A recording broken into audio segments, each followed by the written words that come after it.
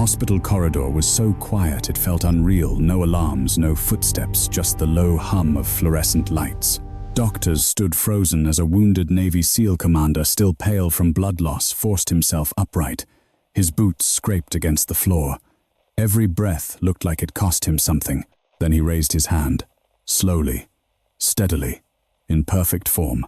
A silent military salute, directed not at a general, not at the hospital director, but at a young woman standing near the wall in plain trainee scrubs. No one spoke. No one moved. The doctors stared, confused. Some were embarrassed. Others were suddenly afraid they had missed something important. The commander didn't explain. He didn't need to. His eyes said everything: respect, recognition, and a debt that words could not repay.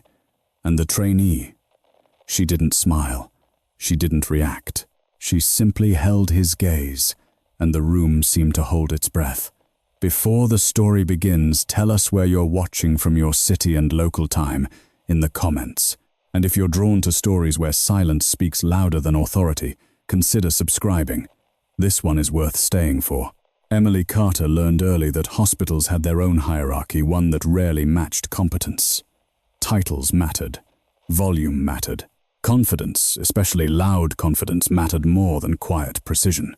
And as a trainee, she existed at the very bottom of that invisible ladder. She stood near the nurse's station in Trauma Bay C, hands folded behind her back, posture straight but relaxed. Her badge clipped to her scrubs read Emily Carter, RN Trainee. The word trainee did most of the talking for her. Doctors passed by without making eye contact. Residents spoke around her, over her, through her, never to her. Someone grab labs, doctor. Mark Feldman barked, snapping on gloves as he walked past. He was a senior attending known for his sharp instincts and sharper tongue. And where's the actual nurse assigned to this bay? Emily took a half step forward. I can, we'll wait, Feldman cut in without slowing. I don't want mistakes tonight. The words landed cleanly without cruelty, which somehow made them worse. Emily didn't flinch. She'd learned not to. She simply returned to her spot eyes, scanning monitors, listening to the rhythm of the ER, the beeps, the murmurs, the distant overhead announcements echoing through the concrete halls. To anyone watching, she looked like what they assumed she was: inexperienced, eager, out of place. But beneath the calm surface, her mind was already working several steps ahead. She noticed things others missed. A monitor alarm that hesitated half a second too long. A patient's breathing pattern that didn't quite match the chart. The subtle way a resident's hands shook when he thought no one was looking. These weren't instincts you learned from textbooks alone. They were earned, usually the hard way. Emily had learned them somewhere else. Across the bay, a pair of residents laughed quietly as they reviewed charts. One of them glanced in Emily's direction and smirked. You think she even knows how to start an IV without supervision? The other shrugged. She's probably fresh out of nursing school. Give her time. Emily heard them. She always did. But she didn't react. Silence had become her armor. She told herself the same thing she told herself every shift. You're here for a reason, just not the one they think. Doctor, Feldman returned, irritation already etched into his face. Why is this bay still empty? We're backed up. EMS is rerouting a charge, nurse replied. Temporary lull. A lull. Emily hated that word. Lulls never lasted. She glanced up at the large digital clock mounted above the trauma board. 2147. Night shifts had a way of compressing time, turning minutes into blurs and hours into pressure cookers. Outside, somewhere beyond the reinforced glass and steel, the city kept breathing, cars moving, lights flickering, lives continuing, unaware of how quickly everything could change. Emily's phone buzzed softly in her pocket. Hospital issued. One vibration. Not a call. Not a text. A system alert. Her eyes flicked down just long enough to read the subject line before the screen went dark again.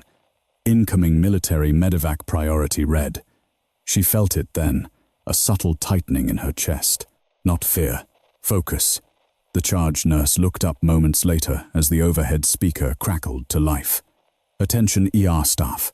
Incoming medevac. ETA, 8 minutes. Prepare. Trauma Bay 1. The room shifted instantly. The lull shattered. Chairs scraped. Gloves snapped. Conversations cut off mid-sentence. Feldman straightened, energy snapping into place like a switch flipped on. "All right, listen up," he said, clapping once. "This is ours. Trauma 1. Let's move." As the team surged forward, Emily didn't rush. She walked with purpose, matching pace, but not pushing ahead. She took in the details from the alert board as it updated mail. 40 seconds. Severe blast trauma. Multiple injuries. Military. Blast trauma. Emily's jaw tightened slightly. The residents began speculating aloud. IED-1 asked. "Training accident, another guest." "Doesn't matter," Feldman snapped. "We treat what we see." Emily disagreed, but she kept that thought to herself. Because sometimes what you didn't see yet mattered just as much. She stepped into Trauma Bay 1 and immediately began checking equipment. Suction, airway cart, blood warmers. Her hands moved automatically, efficiently, like muscle memory taking over. A nurse beside her paused, watching for a moment, brow furrowing. "You've done this before," the nurse said quietly. Emily didn't look up. "Everyone here has." The nurse studied her for a beat longer, then nodded and turned away. Outside, the low thump of helicopter blades began to vibrate faintly through the walls. Not loud yet, just enough to feel more than hear. Emily felt it in her bones. Feldman stood near the foot of the bed, arms crossed. "When they bring him in, I want airway secured immediately. No delays." "Vitals are unstable per the update," a resident said. "Then we stabilize," Feldman replied. "That's what we do." Emily glanced at the incoming data stream as it refreshed. Her eyes narrowed almost imperceptibly. Blood pressure trending down, oxygen saturation fluctuating, heart rate irregular, and something else. She leaned slightly closer to the monitor, reading between the lines most people didn't know existed. The phrasing, the codes used in the medevac notes, small details buried in plain sight. This wasn't just any military patient. She straightened, pulse, steady expression unchanged. To the rest of the room, she was still just the trainee, present, silent, easily overlooked. The helicopter's roar grew louder, now unmistakable. The building seemed to hum in response. Feldman rolled his shoulders, ready. "All right, people, let's not screw this up." Emily exhaled slowly through her nose. "We won't," she thought. "Not if I can help it." As the doors to the trauma bay slid open and the sound of the helicopter thundered overhead, Emily took her place at the side of the room, exactly where no one expected her to matter, and exactly where she needed to be. The helicopter didn't land quietly. Its blades tore through the night air above the hospital roof, sending vibrations down through concrete and steel, rattling light fixtures and shaking dust from places no one ever cleaned. The helipad lights flared white against the dark sky, casting hard shadows that flickered like warning signs. From inside the ER, the sound was distant but unmistakable, raw, mechanical, urgent. Emily felt it before she heard it fully. The rhythm, the pitch. She recognized the difference between a routine airlift and something far more serious. This was not a training accident rushed in out of caution. This was real. Medics inbound, someone shouted near the entrance. "Trauma bay." One snapped into motion. The bed was locked in place, monitors powered on, IV kits laid out in clean, precise lines. Feldman stood at the foot of the bed, hands on his hips, already wearing the expression of someone preparing to take command. "Remember," he said to the residents clustered nearby, "we don't panic. We don't guess. We assess." Emily stood near the right wall, close enough to observe everything, far enough to stay out of the way. That was how she survived most shifts, close but invisible. The automatic doors at the end of the corridor burst open. Cold air rushed in first, carrying the sharp scent of fuel and metal. Then came the medics, moving fast, voices clipped and controlled, boots echoing against the floor as they pushed the gurney forward. Male, approximately 42, the lead medic called out. Severe blast injuries, suspected internal bleeding, intubated en route, BP unstable, lost consciousness twice. Emily's eyes went straight to the patient. He was large, broad shoulders, even under blood-soaked sheets.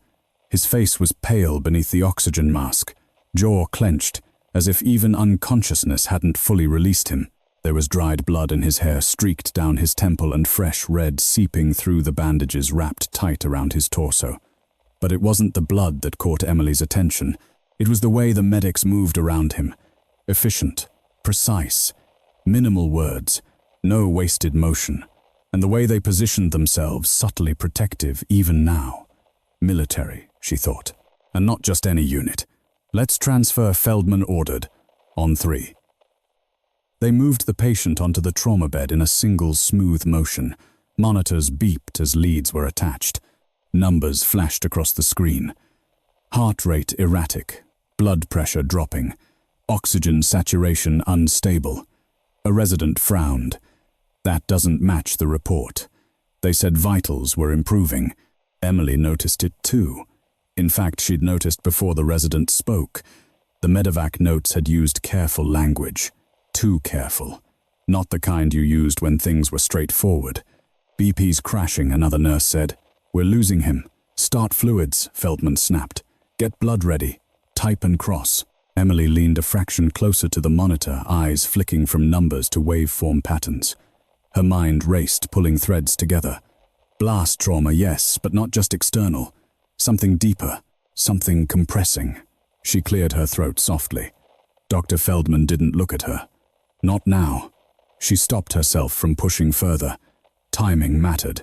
Push too soon and she'd be dismissed entirely. The medics stepped back, hands raised slightly, a universal sign that their part was done. But they didn't leave. They stayed near the wall, watching, waiting. Emily noticed that too. A resident adjusted the ventilator settings. The patient's chest rose and fell mechanically but unevenly. Lung sounds are diminished on the right, the resident said. Chest tube, Feldman replied. Now, as the team moved, Emily's gaze returned to the medevac report displayed briefly on the screen before it timed out. A line of text flashed in her memory. Secondary injury suspected. Monitor for delayed collapse. Delayed collapse. Her jaw tightened. She stepped closer again, voice calm, controlled. Dr. Feldman. With respect, his pressure isn't responding the way it should. Feldman shot her a look, irritation flickering. And your suggestion is, Emily met his eyes without hesitation, we might be missing internal compression, not just bleeding. The room went quiet for half a second, just long enough for the weight of her words to register. A resident scoffed under his breath. She's a trainee. Feldman hesitated, then waved her off. We're following protocol. Emily didn't argue. She watched. The chest tube was placed. Blood flowed, but not enough to explain the rapid deterioration. The monitor alarm screamed louder. BP still dropping. Come on, stay with us, a nurse muttered, hands moving faster now. Emily's pulse remained steady. Inside, though, tension coiled tighter. She had seen this before, in places far from this hospital. In situations where hesitation cost lives measured not in malpractice reports, but in body bags. She glanced at the medics again. One of them met her eyes just briefly. There was something there. Recognition, or coincidence. Then the patient's heart rhythm stuttered. "VFib!" someone shouted. The room exploded into motion. Clear. The shock jolted the patient's body. The monitor spiked, then dipped again. Emily moved without thinking. She stepped forward, reaching for the ultrasound probe, already knowing what she was looking for. "Hey," Feldman barked. "Who told you to?" Emily placed the probe against the patient's abdomen, eyes locked on the screen. Her breath caught not in surprise, but in confirmation. There it was, fluid where there shouldn't be, pressure building, silent, deadly. "Pericardial tamponade," she said, voice steady but urgent. "He's compressing from the inside." The room stilled again, this time longer. Feldman stared at the screen, then at her. "That's not in the report, because it wouldn't show yet," Emily replied. "Not until now. A beat. 2. Then Feldman swore under his breath. Prep for emergency intervention. Now, no one questioned her after that. As the team rushed to respond, Emily stepped back into the shadows once more, heart pounding not from fear but from the familiar weight of responsibility. She hadn't planned to reveal herself. She hadn't wanted to. But the patient groaned softly, a sound pulled from deep within, and his hand twitched. For just a moment his eyes fluttered open, and they found Emily. There was no confusion in them, no panic, just focus, recognition. Then the helicopter's echo faded, completely replaced by the sharp, insistent beeping of machines fighting to keep a warrior alive. and Emily knew this was only the beginning. The moment Emily stepped back from the ultrasound monitor, the atmosphere in Trauma Bay 1 changed. It wasn't dramatic. There was no announcement, no acknowledgement of what she'd just done. But something invisible shifted like a pressure seal breaking. The team moved faster, now sharper, driven by urgency instead of routine. "Get the tray," Feldman ordered, already pulling on fresh gloves. "We're not waiting." A resident hesitated. "Doctor, should we confirm with cardio?" "We don't have time," Feldman snapped. "If she's right, every second matters. If she's right." Emily heard the qualifier but didn't react. She'd learned long ago that being right wasn't the same as being trusted. Not yet. The patient's chest rose unevenly under the ventilator. Sweat beaded along Feldman's forehead as he positioned himself, hands steady but eyes betraying the strain. Around them, the ER noise dimmed into a distant blur, voices muffled, alarms muted by focus. Emily stayed where she was, just outside the tight circle forming around the bed. She didn't need to be closer. She could already see the outcome unfolding step by step. The incision was made. Blood appeared, controlled, expected. Feldman worked quickly, guided by the ultrasound image still glowing faintly on the screen. Then release. The pressure eased. The monitor responded almost instantly. "Heart rate stabilizing," a nurse said, surprise edging her voice. "BP's climbing," another added. Slow but steady. A collective breath moved through the room. Feldman exhaled sharply. "All right, good. Let's keep him here and reassess." The crisis ebbed, not resolved, but contained. The patient wasn't out of danger, but he was alive. Emily allowed herself a single, quiet breath. Across the room, one of the medics lowered his arms, tension easing from his shoulders. He met Emily's gaze again, this time holding it a fraction longer. His expression was unreadable but respectful. Then the doors closed behind them as they left the bay without a word. The adrenaline began to fade, replaced by the awkward hush that often followed near disaster. People busied themselves with cleanup, charting, adjusting equipment, anything to avoid acknowledging what had just happened.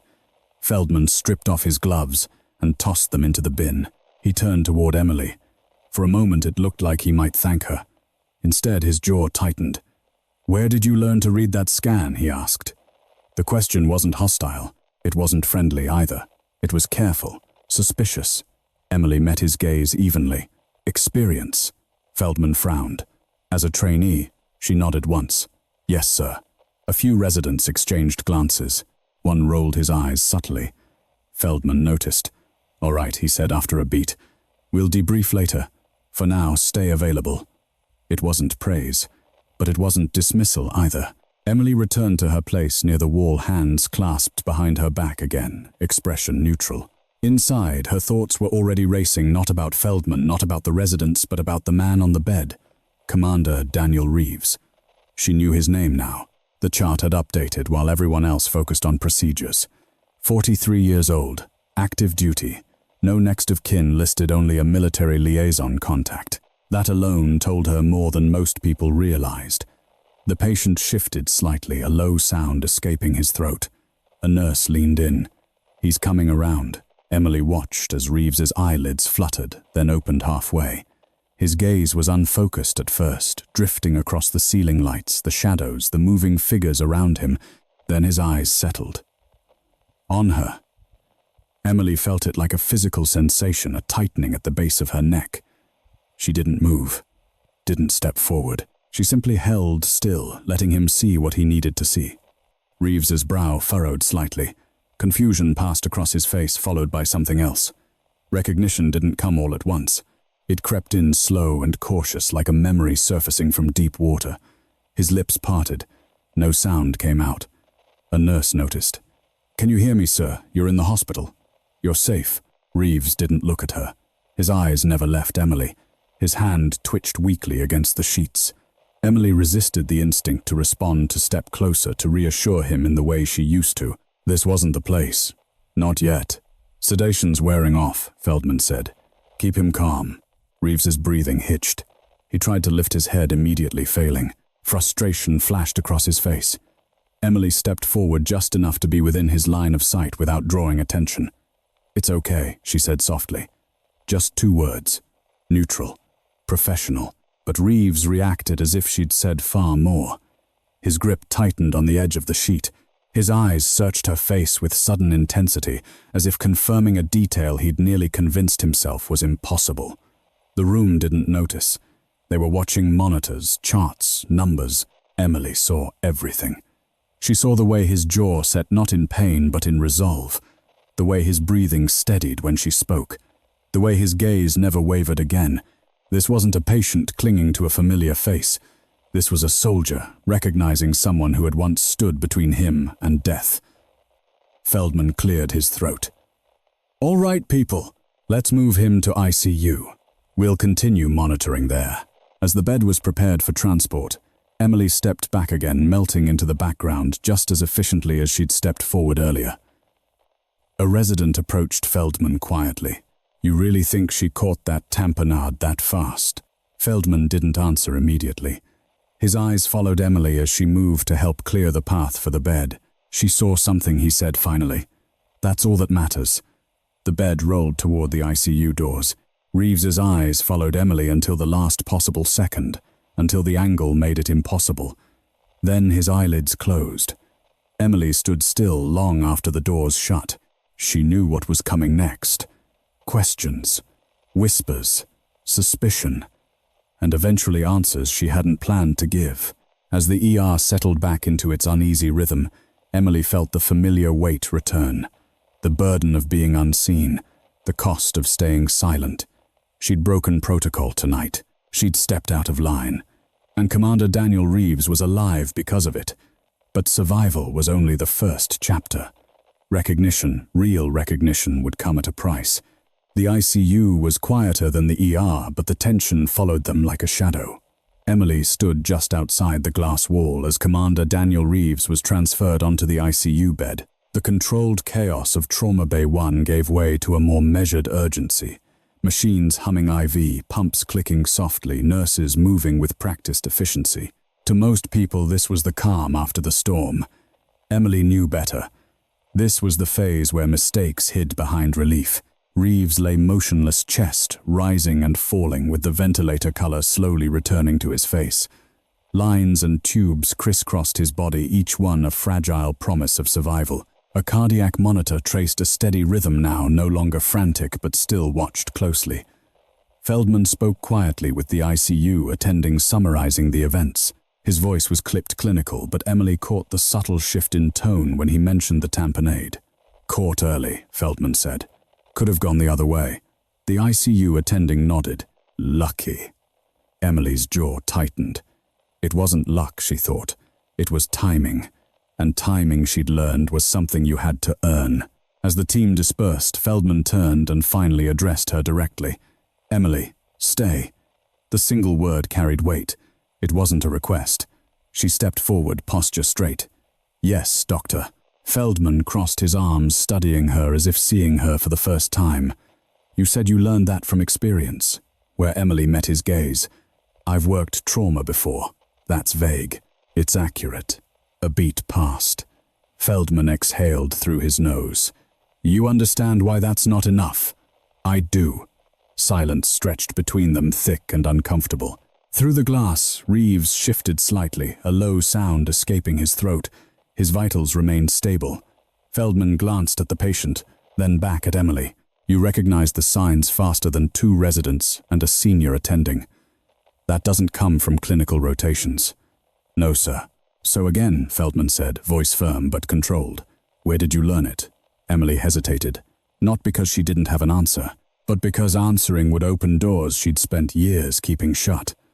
"I've seen blast injuries up close," she said finally, "in environments where we didn't have the luxury of full imaging or time."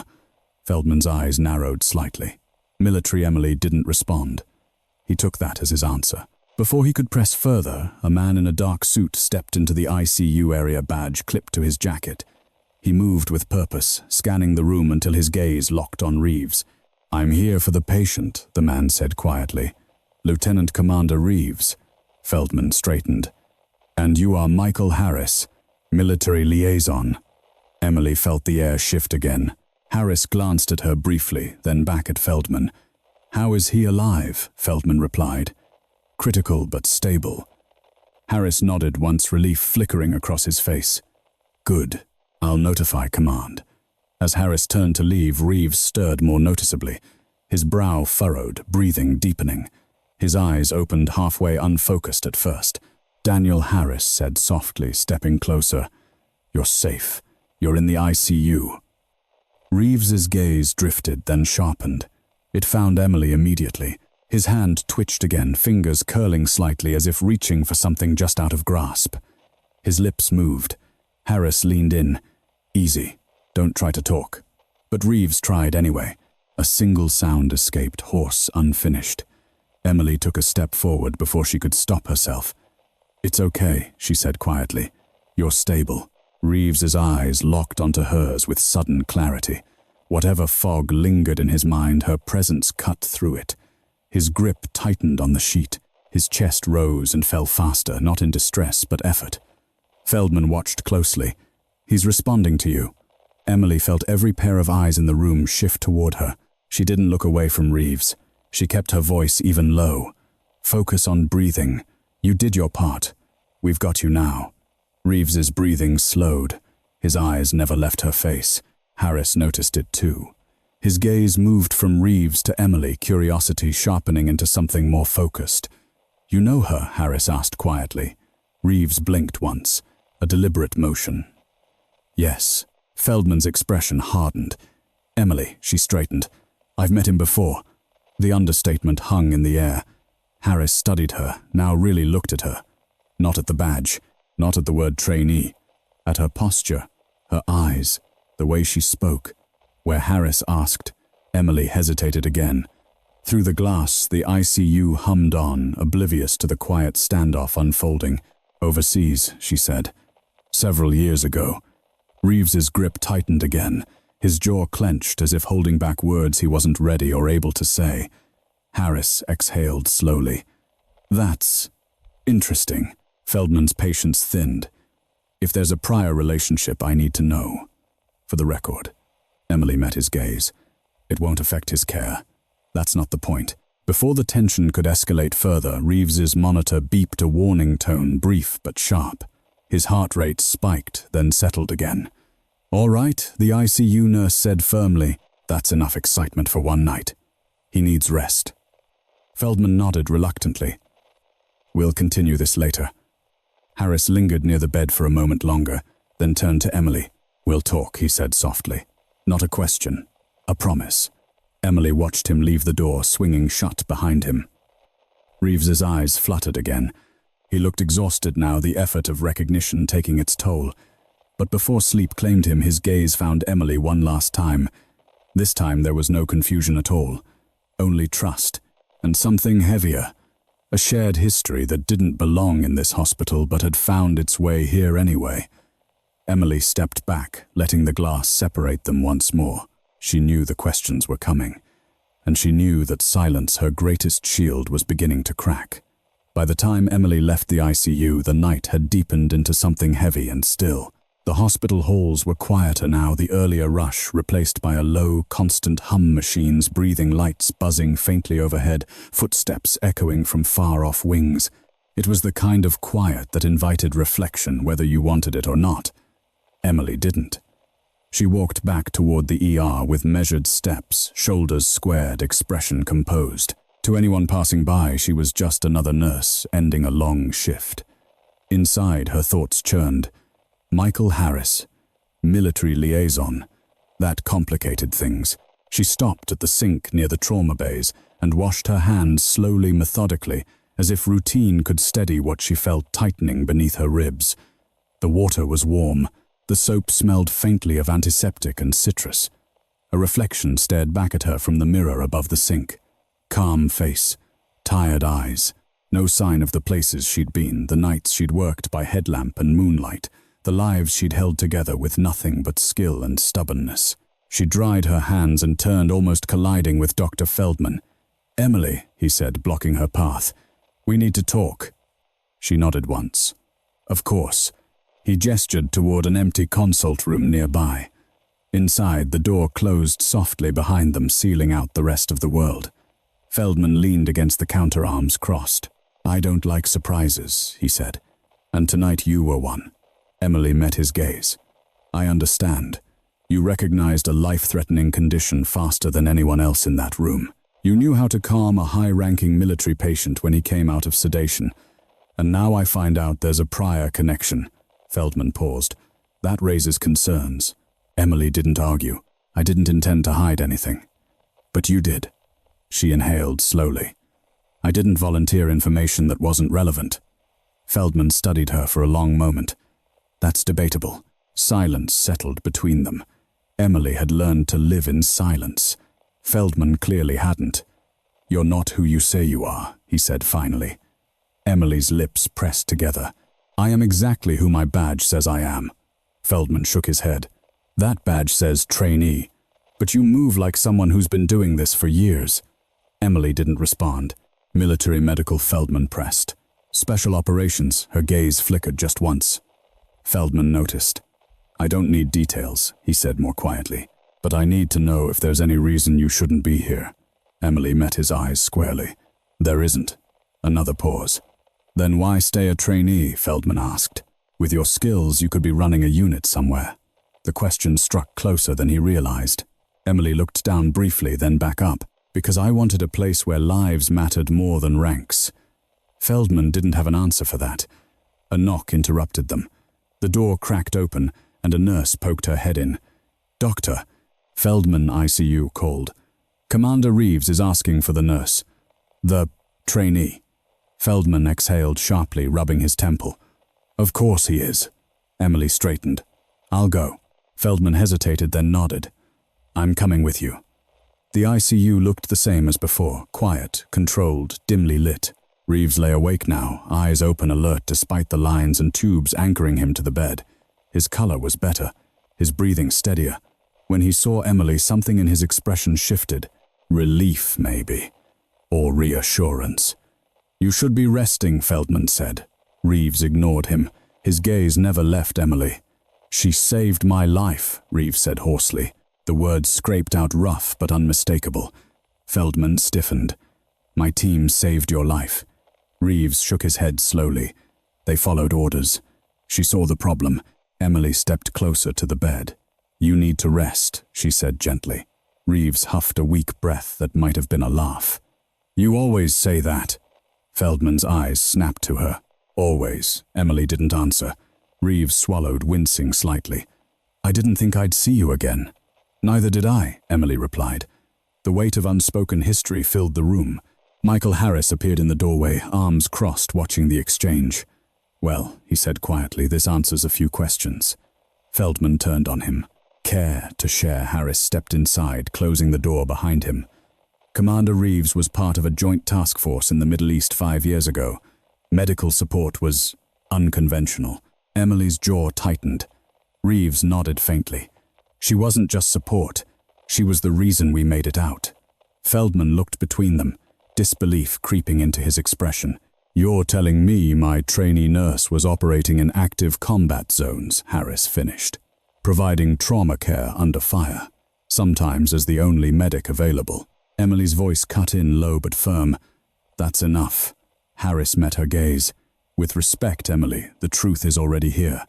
Feldman stared at her, now really stared. The pieces were falling into place whether he wanted them to or not.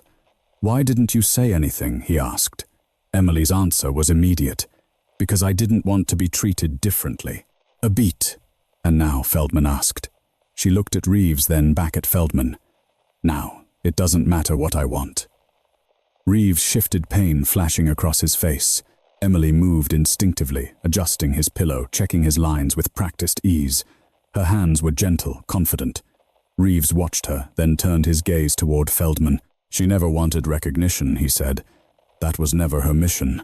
Harris nodded. "But missions have consequences." The words hung heavy. Outside the glass, the ICU staff moved on, unaware of the quiet reckoning unfolding inside.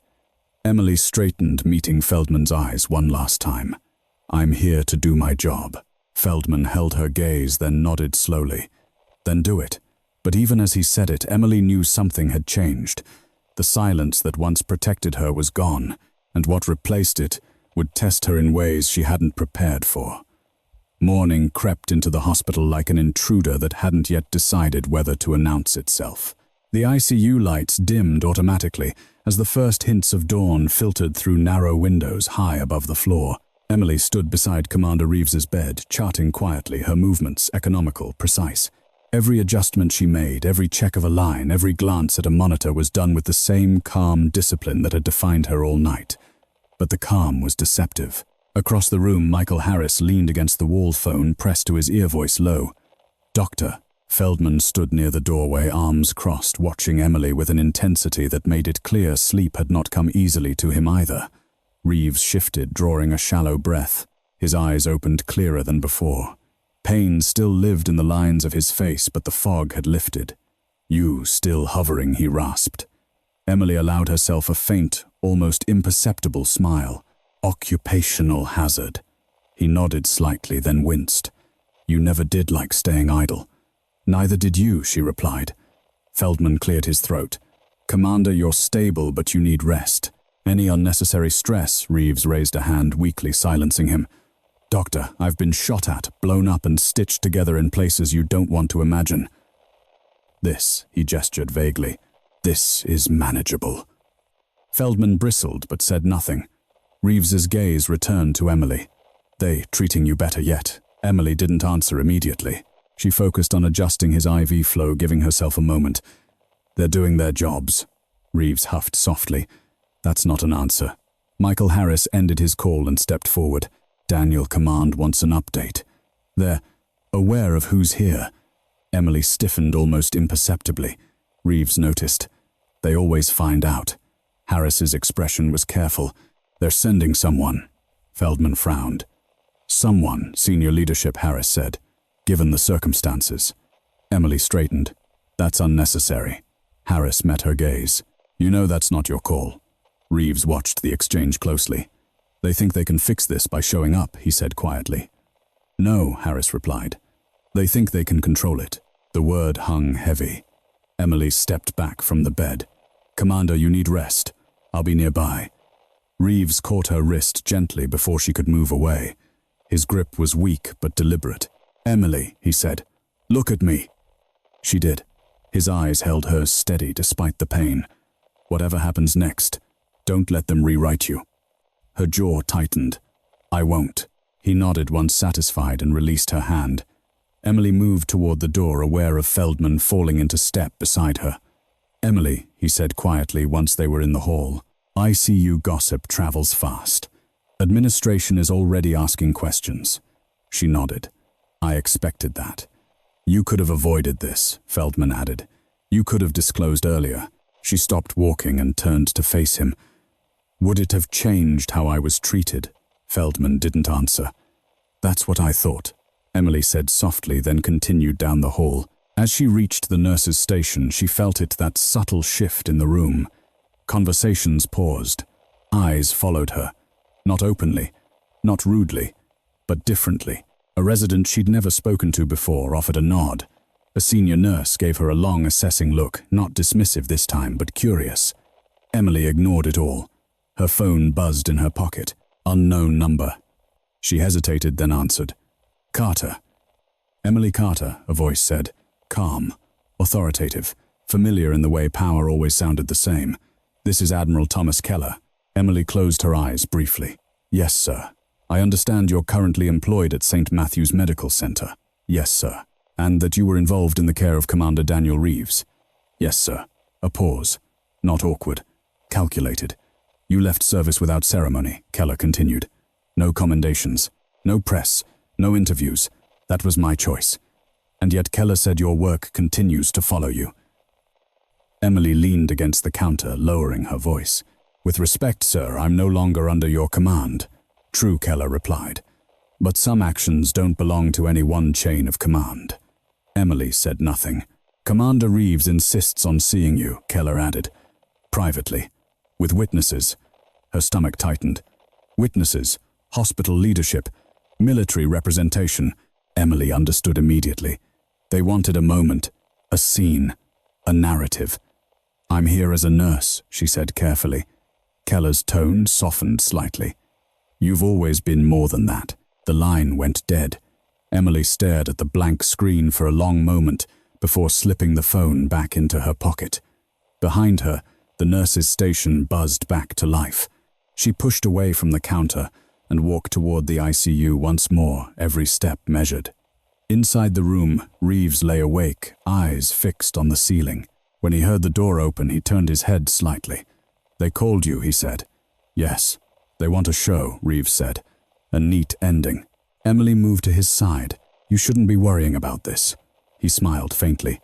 "Worrying is my specialty." A knock sounded at the door.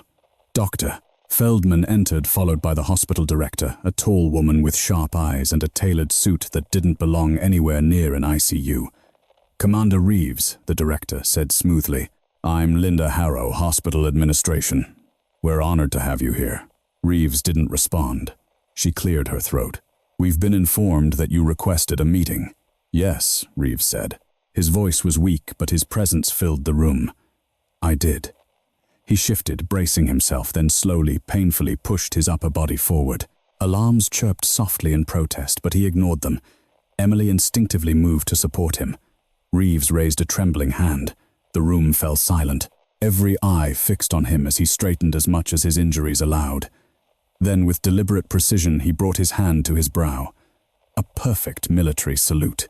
Not to the director, not to Feldman. To Emily. No words followed. No explanation, just silence. And in that silence, something irrevocable changed. Silence did not rush to fill the room. It settled slow, heavy, unmistakable. Emily stood frozen, her hand still hovering near Commander Reeves's shoulder as his salute hung in the air like a held breath. The monitors continued their steady rhythm, oblivious to the human moment unfolding between their beeps. No one spoke. No one dared. Hospital Director Linda Harrow was the first to recover. Her smile faltered, recalibrated, then returned thinner, now more cautious. "Commander," she said carefully, "you really shouldn't exert yourself." Reeves lowered his hand with effort, his arm trembling slightly before resting against the bed. His breathing was shallow but controlled. He didn't look at Harrow. "I've exerted myself far worse," he said hoarsely. Dr. Feldman shifted uncomfortably. "Sir, if you need anything, I do," Reeves replied, cutting him off. "I need you to listen." That, more than the salute, changed the temperature in the room. Harrow glanced at Michael Harris, who stood near the wall, arms folded, expression unreadable. Harris gave a subtle nod. Reeves turned his head slightly, eyes finding Emily again. "You didn't want this," he said quietly. Emily swallowed. "This isn't about me." Reeves's gaze hardened, not with anger, but resolve. "It always is, whether you want it to be or not." Harrow cleared her throat. "Commander Reeves, if there are concerns about your care, we can address them through the appropriate. This has nothing to do with my care," Reeves said. "It has everything to do with yours." The words landed with surgical precision. Harrow straightened professionalism, snapping back into place. "I don't understand." Reeves's eyes swept the room. Feldman Harris, the ICU nurse, hovering uncertainly near the door before returning to Emily. 5 years ago, he began, my unit was operating 40 miles outside a secured zone. We took a hit IED, secondary blast. Lost 2 men instantly. Emily's jaw tightened, but she didn't interrupt. "We were cut off," Reeves continued. "No evac, no backup." And then she showed up. Harrow frowned. Reeves nodded toward Emily. Not in a uniform like mine, not with rank on her chest, but she moved through chaos like it was a language she'd been born speaking. Feldman's brow furrowed.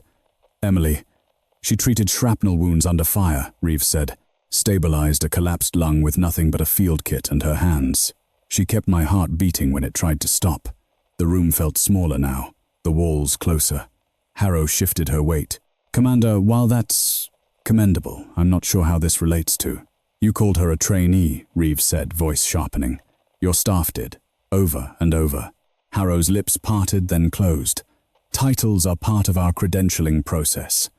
Reeves let out a breath that was almost a laugh. "Titles didn't save my men." Emily finally spoke. "Daniel," he raised a hand gently. "Let me finish." She fell silent. Reeves turned his gaze back to Harrow.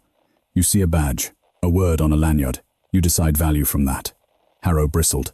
"We follow procedure." "So did we," Reeves replied. Until procedure got people killed. The ICU nurse shifted nervously. Feldman looked as though he wanted to argue but couldn't find the ground. Michael Harris stepped forward. For the record, he said calmly, Emily Carter served as a civilian medical specialist embedded with joint operations. Her record is classified, but her evaluations are exceptional. Harrow's eyes flicked to Emily again, this time with something close to disbelief. Why wasn't this disclosed? Emily met her gaze evenly. Because I wasn't asked to be judged by my past. I was hired to do my job. And you were hired as a trainee, Harrow countered. Yes, Emily replied, because that's what I applied for. Harrow's composure cracked slightly. You intentionally misrepresented yourself. Emily shook her head. I intentionally simplified. Reeves watched the exchange, his expression unreadable. She came here to help people, he said, quietly, without medals, without salutes. He paused, then added, I'm the one who couldn't stay quiet. The words hung between them. Harrow inhaled slowly. Commander Reeves, we respect your service. Truly, but this is a hospital, not a battlefield. Reeves's eyes hardened, then stopped treating it like a hierarchy. A beat, then another knock at the door. This one was firmer. The door opened to reveal two men in dark uniforms, Navy officers, their presence unmistakable even without insignia in full view. One of them stepped forward. Admiral Keller sends his regards, the officer said. He'll be arriving shortly. Harrow's face drained of color. Feldman stiffened. Admiral Reeves closed his eyes briefly, then opened them again. Told you they'd come. Emily felt a familiar tightening in her chest, not fear but anticipation, the kind that came before decisions you couldn't undo. Harrow straightened her jacket. We'll need to relocate this conversation. No, Reeves said. We won't. He shifted again, pain flashing across his face, but his voice remained steady. Everything that needs to be said can be said right here. Emily moved closer instinctively, steadying him. He didn't pull away. Harris watched them both. This is escalating. It already has, Emily replied quietly. Outside, the glass staff had begun to gather, not openly but close enough to sense something was happening. Whispers traveled faster than footsteps. Harrow glanced toward the growing audience, then back to Reeves. What is it you want? Commander Reeves looked at Emily one last time.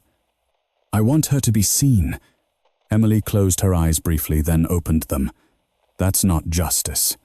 Reeves's gaze softened. It's a start. As if on cue, the sound of footsteps echoed down the hall, measured, confident, unmistakable. Authority was arriving, and with it the final test of whether this moment would be remembered as a gesture or a reckoning.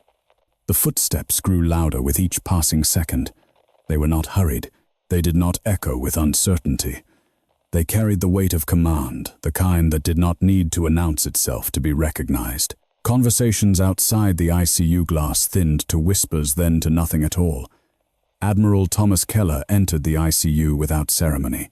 He was in his late 50s, posture rigid despite the hour, eyes sharp beneath silvered brows. His uniform was immaculate, a quiet rebuke to the controlled disorder of the hospital around him. Two officers followed at a respectful distance, stopping just inside the doorway. The room stilled. Linda Harrow straightened instinctively. Admiral Keller, she said, voice tight but composed. Welcome to St. Matthew's. Keller acknowledged her with a brief nod, then turned his attention to the man in the bed. Commander Reeves, he said evenly. You gave us a scare. Reeves's lips curved faintly. Still do, sir. Keller allowed himself a breath that might have been a smile. Then his gaze shifted. It landed on Emily, and held. For a long moment, nothing else existed. Emily met his eyes without flinching. She did not stand at attention. She did not salute. She stood exactly as she was, hands at her sides, shoulders squared, calm and unyielding. Keller broke the silence. Emily Carter. Yes, sir. You left without asking permission, Keller said. Not an accusation. A statement. I left when my contract ended. On paper, Keller replied. Emily didn't respond. Keller studied her, then turned slightly toward Harrow and Feldman. You listed her as a trainee. Yes, Harrow said quickly. That was her application status. And during her time here, Keller continued, how has she performed? Feldman hesitated, then spoke carefully. Exceptionally. Keller raised an eyebrow. Despite her junior status, Feldman swallowed. Yes. Keller nodded slowly as if confirming something he already knew. He turned back to Reeves. You insisted on this meeting, Keller said. Why? Reeves took a shallow breath. Because silence has limits. Keller regarded him for a moment, then nodded once. It does. He turned back to the room. 5 years ago, Emily Carter was embedded in operations most people in this hospital will never read about. She operated without rank, without protection, and without expectation of recognition. Harrow's expression tightened. She requested reassignment stateside, Keller continued. No commendations, no publicity. She asked to disappear. Emily's jaw clenched almost imperceptibly. I approved it, Keller said, because I believed her reasons were honorable. He stepped closer to Emily now, stopping an arm's length away. Tell them why you left. Emily inhaled slowly. The ICU felt smaller than ever. I left because I was tired of being praised after people were already dead, she said. Her voice was steady, but every word carried weight. I wanted to save lives where the outcome mattered in real time, not in reports. Silence followed. Reeves watched her eyes dark with understanding. Keller nodded once.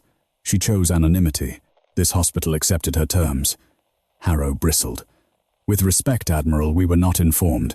You were informed of everything you needed to know, Keller cut in calmly. Her credentials were valid.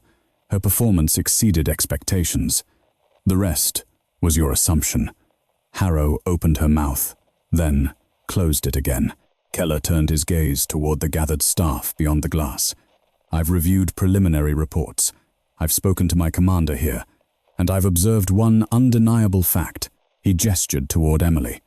This woman saved a life tonight that your protocols would have lost. The words landed like a verdict. Feldman exhaled slowly, the weight of it settling over him. Keller continued. The issue here is not deception, it is perception, and the cost of arrogance. Reeves shifted slightly, wincing. Emily moved instinctively to steady him, her hand light but sure. Keller noticed. Commander Reeves, he said. You saluted her. Yes, sir. Why, Reeves's eyes never left Emily. Because in the worst moment of my life, she stood between me and the end, and she did it without asking who I was. Keller looked at Emily again. Did you expect this outcome? No, sir. Would you have preferred it differently? Yes. A pause. Why? Keller asked. Emily met his gaze squarely. Because recognition changes the work. Keller considered that. Then, to everyone's surprise, he nodded. It does, he agreed. Harrow stepped forward cautiously. Admiral Keller, with all due respect, this situation puts the hospital in a difficult position. If she is not a trainee in the traditional sense, she is exactly what she claimed to be, Keller interrupted. A nurse. Harrow hesitated. Then we'll need to re-evaluate her placement. Reeves spoke before Keller could respond. You already did. Harrow stiffened. Excuse me, you evaluated her every time you ignored her, Reeves said. Every time you talked over her, every time you assumed she didn't belong. The truth cut cleanly. Emily felt the familiar urge to diffuse the tension, to step back into silence. But this time she didn't. She spoke. I didn't come here to be elevated, she said. And I didn't come here to expose anyone. I came to work. She looked at Harrow. If that's a problem now, it always was. Harrow's composure finally cracked. This is highly irregular. Keller nodded. So is survival. A long beat passed. Then Keller straightened. Emily Carter. Effective immediately. Your status at this hospital is under review, not for punishment, but for alignment. Emily held his gaze. I don't want special treatment. You won't receive it, Keller replied. You'll receive appropriate treatment. He turned to Harrow. And your staff will receive training. On humility. Harrow swallowed. Yes, Admiral. Keller stepped back, signaling the end of the confrontation. Commander Reeves will remain under care here. His recovery depends on it. Reeves nodded. Thank you, sir. Keller turned to Emily one last time. You did your duty, whether you claim the title or not. Then he left. The room exhaled. Harrow turned toward Emily, expression unreadable now. We'll talk later. Emily nodded once. I'll be here. As the administrators and officers filed out, the ICU returned to its quiet rhythm. Reeves watched Emily for a long moment. "You still think silence is safer?" he asked softly. Emily looked down at him. "I think it's heavier." Reeves smiled faintly. "Then maybe it's time to put it down." Emily didn't answer, but she didn't step back either. The hospital did not return to normal after the Admiral left. It pretended to, but Emily could feel the difference in the air. Conversations lowered when she passed. Doors opened faster. People watched her hands now, the way she checked vitals, the way she listened before acting. Respect had arrived, but it came tangled with discomfort, and that made it fragile. Emily disliked it immediately. She preferred being unnoticed. Commander Reeves slept through most of the afternoon. His body finally allowed the rest it had been denied. Emily checked on him between rounds, careful not to hover, careful not to invite attention. She was charting at the nurse's station when Linda Harrow appeared again, this time without an entourage. Emily Harrow said, "Walk with me." It wasn't a request. They moved down a quiet administrative corridor the kind patients never saw. Framed awards lined the walls, accreditations, donor plaques, smiling photographs of ribbon cuttings. Harrow stopped outside a small conference room and gestured inside. "Sit." Emily did. Harrow remained standing. This morning was disruptive. Emily kept her hands folded. "I didn't plan it." "I know," Harrow said, then paused. "But intent doesn't erase impact." Emily looked up.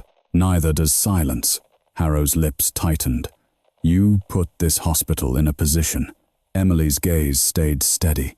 "I worked a shift." "That's not all you did." Emily waited. Harrow sighed, the sound controlled but tired. "Our physicians are proud people. Hierarchy is how we maintain order. Hierarchy is how mistakes get ignored," Emily replied quietly. Harrow studied her. "You're not wrong, but you're also not easy." Emily almost smiled. "Almost." "What happens now?" Emily asked. Harrow sat across from her, finally abandoning the posture of authority. "Now we decide whether we treat this as a liability or an opportunity." Emily didn't like the word opportunity. It implied leverage. "I don't want a title," Emily said, "or a ceremony, or a story." Harrow nodded slowly. Admiral Keller made that clear. "Good." But Harrow continued, "We can't unsee what we've seen, and neither can our staff." Emily leaned back slightly. "Then don't. Let it change how they listen." Harrow was quiet for a long moment. "You're asking for cultural reform from the inside." "I'm asking for patience not to pay for ego," Emily replied. Harrow met her eyes. "You realize some people will resent you for this." "I'm used to that." Harrow stood. "Effective immediately, you'll no longer be labeled a trainee. Your credentials will be reassessed and aligned appropriately." Emily's jaw tightened. "I didn't ask for that." "No," Harrow said. "But you earned it." Emily rose as well. "Then make sure it doesn't come with a pedestal." Harrow hesitated, then nodded. "We'll do our best." As Emily left the conference room, she felt neither relief nor satisfaction, only a quiet, uneasy sense of inevitability. Change was happening, whether she liked it or not. That evening, Dr. Feldman found her in the supply room, restocking trays with the same methodical precision she always had. "They reassigned your badge," he said without preamble. Emily didn't look up. "I heard." Feldman leaned against the counter. "You could have told me." She slid a tray into place. "Would it have mattered?" Feldman opened his mouth, then closed it again. "I underestimated you." "Yes," Emily said simply. He nodded once. "I won't again. That's all I need," she replied. Feldman watched her for a beat longer, then turned to leave. At the door he paused. "For what it's worth. I'm glad you were there." Emily finally looked up. "So am I." In the ICU, Commander Reeves woke to the sound of footsteps he recognized before he opened his eyes. "You're still here," he said. Emily smiled faintly. "You're still breathing." He shifted carefully. "Barely." She checked his monitor. "You're improving." Reeves watched her hands move. "They told you." "Told me what?" "That I made things complicated." Emily met his gaze. "You told the truth." Reeves exhaled. "Truth has a habit of ruining comfortable lies." "Yes," Emily agreed. "It does." He studied her face. "You angry?" "No." Relieved, Emily considered that. "No." Reeves smiled weakly. "Then what?" "Tired," she said, honestly. Reeves nodded. "Me too." Silence settled between them, not heavy this time. "Familiar," "They're going to make you visible now," Reeves said. "You know that." Emily adjusted his blanket. "Visibility fades. Work doesn't." "You still running from it?" Emily shook her head. "I'm standing where I'm needed." Reeves closed his eyes briefly. "That's all I ever trusted." A nurse appeared at the door. "Commander, you have visitors tomorrow." "Military Review Board." Reeves groaned softly. "Figures." Emily's expression didn't change. "We'll handle it." He opened one eye. "We." She met his gaze. "You're not facing it alone." Reeves smiled, then winced. "That's what you said last time." Emily didn't correct him. Late that night, as the hospital lights dimmed again, Emily walked out onto the helipad alone. The city stretched out below, miles of lights, lives, intersecting in ways no one ever fully understood. The wind was cool, carrying the faint scent of fuel and rain. She stood there, hands in her jacket pockets, listening to the distant hum. She had come to this hospital to disappear into the work. Instead, the work had revealed her. Emily exhaled slowly. If being seen meant fewer lives lost to silence, then perhaps the cost was worth it. But she knew better than to believe the hardest part was over, because visibility brought scrutiny, and scrutiny demanded reckoning. The review board arrived the next morning with clipped efficiency and unreadable faces. Emily noticed them before anyone announced their presence, not because of uniforms or rank, but because of how the room responded. Conversations slowed, postures straightened. The hospital had learned overnight what authority sounded like when it walked without raising its voice. 3 officers, 1 civilian advisor, 1 legal observer. They didn't ask for coffee. They didn't ask for introductions. They asked for facts. Emily stood at the back of the ICU room as Commander Reeves was propped slightly upright, pillows arranged to minimize pain. His color was better today, but the injuries were still there, written in the stiffness of his movements and the lines at the corners of his eyes. "Commander Reeves," the lead officer, said, "we're here to assess the incident and its implications." Reeves nodded. "Understood." The officer glanced at Emily. "And you are." Emily didn't step forward. She didn't need to. Emily Carter, registered nurse. The officer studied her for a moment, formally. Emily met his gaze evenly. "Always." The civilian advisor cleared his throat. "Let's begin." What followed wasn't an interrogation. It was worse. It was a dissection. They asked Reeves to recount the blast, the evacuation, the hospital admission. They asked Feldman to describe the clinical decisions made. They asked nurses and residents to verify timelines, orders, and interventions. And then they asked about Emily. Not her past, not her service, her behavior. Did she violate protocol? No. Did she override authority? No. Did her actions result in harm? No. Did they prevent harm? Yes. The answers stacked neatly, one on top of the other, until a picture formed that could not be ignored. The legal observer scribbled notes. The civilian advisor frowned thoughtfully. The lead officer leaned back. "Then what's the problem?" No one answered. Finally, Linda Harrow spoke. "The concern is precedent." The officer raised an eyebrow. "Precedent for what?" "For bypassing hierarchy," Harrow said. For saving a life," the officer finished. Harrow pressed her lips together. "For challenging authority." The officer nodded slowly. "Authority that was wrong." The room went quiet again. Reeves shifted slightly. "If I may," he said. The officer gestured. "Go ahead." Reeves looked at Emily, not for permission, but acknowledgement. She gave a small nod. "In my line of work," Reeves said, "rank matters. Until it doesn't. When bullets fly, you listen to the person who knows what they're doing. Titles don't stop bleeding." The civilian advisor leaned forward. "Are you suggesting the hospital adopt a similar philosophy I'm suggesting?" Reeves replied. "That silence is only virtuous when it doesn't cost lives." Emily felt the words settle not as vindication but responsibility. The board recessed briefly. 15 minutes that felt longer than any surgery she'd ever assisted. Emily stood alone in the hallway watching a janitor push a cart past without looking up. The ordinary continued, indifferent to the weight of decisions being made a few yards away. Feldman approached quietly. "Whatever happens," he said, "you change something." She nodded. "That wasn't the goal." "It rarely is," he replied.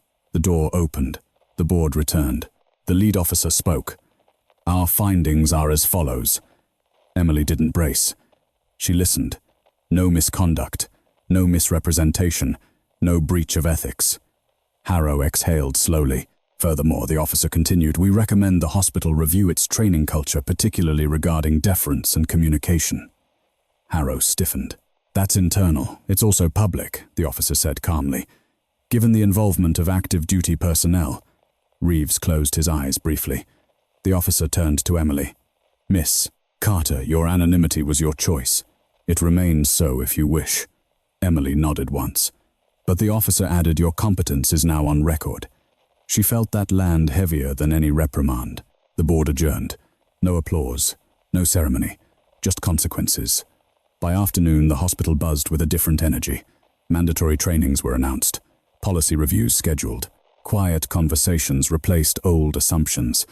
Not overnight transformation, but cracks in old walls. Emily returned to her rounds. A resident asked her opinion and waited for the answer. A nurse deferred without sarcasm. A patient thanked her without knowing why the room seemed to trust her more today. She accepted none of it with pride, only care. In the ICU, Reeves was preparing for transfer to a step-down unit. Physical therapy waited. Recovery loomed long, unglamorous, painful. You did this, he said quietly as she checked his chart. Emily shook her head. You did, he smiled faintly. We always did make a good team. She paused. That team doesn't exist anymore. Reeves met her gaze. Maybe not in the way it used to. He hesitated, then added, they offered me a commendation. Emily raised an eyebrow. And I declined, he said. Didn't feel right. She nodded. It rarely does. He watched her for a moment. You staying? Emily glanced around the unit, the beeping monitors, the tired staff, the quiet battles fought every hour. Yes. Reeves smiled. Good. As she turned to leave, he spoke again. Emily. She stopped. Next time someone underestimates you, he said, what will you do? She considered the question carefully. Listen, she replied, then act. Reeves nodded, satisfied. Emily stepped back into the hallway, the doors sliding shut behind her. The hospital lights hummed on. The work continued. And somewhere between silence and recognition, Emily found her footing not as a shadow, not as a symbol, but as exactly what she had always been. Someone who showed up when it mattered. The hospital settled into a new rhythm, not louder, not quieter, but more aware. Emily noticed it in small ways. A pause before a dismissal, a question asked, instead of an assumption made, a resident choosing to listen before speaking. None of it came with fanfare, and that was exactly how she preferred it. Commander Reeves was transferred out of the ICU 2 days later. Physical therapy became his new battlefield, measured in steps instead of miles. Progress counted in degrees of movement and controlled breaths. Emily checked on him when she could never, overstaying, never hovering. He didn't need that. He needed dignity. The morning he was cleared for discharge, the hospital buzzed with routine activity. Stretchers rolled. Phones rang. Somewhere down the hall, a baby cried new life, announcing itself without ceremony. Emily stood at the nurse's station reviewing charts when she felt it again. That pause. She looked up. Reeves stood at the end of the corridor, dressed in civilian clothes that didn't quite hide the stiffness in his posture. He leaned slightly on a cane, not because he needed it, but because he refused to pretend he didn't. 2 Navy officers stood behind him, respectful, quiet. Not guards, not escorts, witnesses. Linda Harrow approached from the opposite direction, her expression carefully neutral.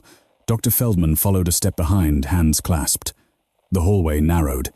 Reeves stopped 10 feet from Emily. This is where it ends, he said quietly. Emily nodded. That was always the plan.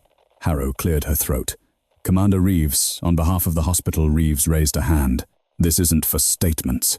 He turned his full attention to Emily. You came here to work, he said, not to be seen. Yes, and you did the work, Reeves continued, even when it cost you comfort. Emily met his gaze steadily. That's the job. Reeves smiled faintly. That's the difference. He straightened as much as his body allowed. The movement was slow, deliberate. Pain flickered across his face, but he didn't stop. The hallway grew silent. Staff paused, not because they were told to, but because something in the air demanded it. Nurses, residents, orderlies, even patients waiting on gurneys looked up. Reeves lifted his hand, not sharply, not theatrically. with control. He saluted. Again. But this time it wasn't just for her. It was for what she represented without ever asking to. Emily didn't return the salute. She placed a hand lightly over his wrist and lowered it. "You don't owe me that." Reeves's eyes softened. "No, I owe the truth." He turned to the small audience that had gathered. "She didn't save my life because of who I am," he said. "She saved it because it needed saving." No one spoke. Harrow nodded once the smallest acknowledgement. Feldman looked down, then up again, changed. Reeves stepped back, letting the moment end before it became something else. "Take care of them," he said to Emily. "They need you." Emily nodded. "Take care of yourself." "I plan to," he replied. Then, after a beat, "And if you ever want your silence back." She shook her head gently. "I don't need silence. I need honesty." Reeves smiled, satisfied, and turned toward the exit. As the doors slid open and closed behind him, the hallway slowly returned to life. Conversations resumed. Machines beeped. The ordinary reclaimed its place. Emily exhaled. That night, long after the hospital lights dimmed, Emily found herself back in Trauma Bay 1. Empty now. Clean. Reset. She stood alone in the center of the room, listening to the hum of systems, waiting for the next emergency. She thought of the first night of being overlooked, dismissed, underestimated, and of the choice she'd made anyway. To act. Footsteps approached. Feldman stopped at the doorway. "You know, he said they're using this case in training now." Emily turned. "They shouldn't." "They are," he replied. "Not your name, just the lesson." She considered that. What lesson? Feldman met her eyes. That the quietest voice in the room might be the one that saves you. Emily nodded. "Then that's enough." Feldman hesitated. "You staying long-term." She looked around the bay, the equipment, the lights, the space where lives balanced on decisions made in seconds. "Yes." He smiled faintly. "Good." When he left, Emily remained where she was, hands resting at her sides. She hadn't come to this hospital to be recognized. But recognition had come anyway, not as applause, not as rank, but as change. And change, she knew, was fragile. It required presence. It required vigilance. It required people willing to speak or act when silence became dangerous. Emily turned off the bay lights and stepped back into the hallway, ready for the next call, the next unknown face, the next moment where being underestimated might once again be the cost of saving a life. This time she would meet it without regret. Because justice didn't always arrive with noise. Sometimes it arrived quietly and stayed. Some of the most important people in our lives will never announce themselves. They won't wear the loudest titles, speak the longest sentences, or demand the spotlight. They'll stand quietly in the background, doing the work that keeps everything from falling apart until one day a single moment forces the truth into the open. This story reminds us how dangerous it is to judge worth by labels. Trainee. Junior, nobody. Those words can blind us faster than ignorance ever could. In real life, competence often whispers, while ego shouts. And when we only listen to the loudest voices, we risk missing the ones that could save us. There's also a deeper lesson here. Humility is not weakness. Emily didn't hide her past out of fear, she did it out of purpose. She chose service over recognition, impact over applause. And when the moment came, she didn't ask for credit. She simply acted. That kind of integrity can't be taught in classrooms or enforced by hierarchy. It's earned through choices made when no one is watching. For all of us, the question is simple but uncomfortable. Have we ever dismissed someone because they seemed less important? And have we ever stayed silent when we knew the right thing to do? If this story resonated with you, share your thoughts in the comments. Tell us about a time you were underestimated, or a time you learned not to underestimate someone else. And if you believe stories like this matter, don't forget to subscribe. Sometimes the quiet stories are the ones that stay with us the longest.